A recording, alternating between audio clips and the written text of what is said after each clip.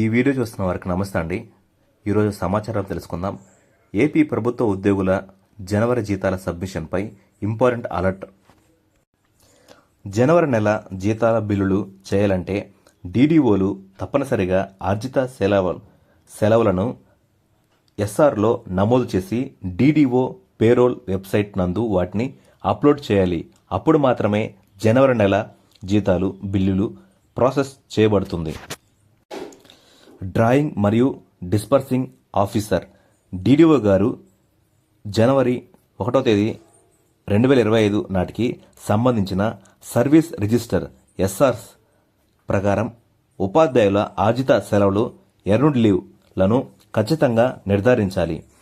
31/12/2024 వరకు పొందిన ఆర్జిత సెలవులు ఈఎల్ను మినహాయించి 1 జనవరి 2025 నాటికి జమ అయిన సెలవులను కలిపి 1/1/2025 నాటికి ప్రారంభ బ్యాలెన్స్గా నమోదు చేయాలి.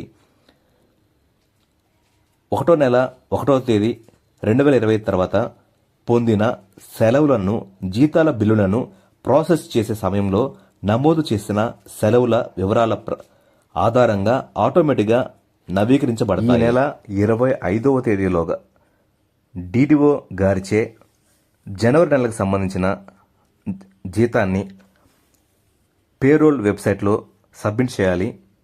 టైం తక్కువగా ఉంది. సబ్మిట్ చేసే ప్రాసెస్ని ఇప్పుడే స్టార్ట్ చేయండి. Thank you.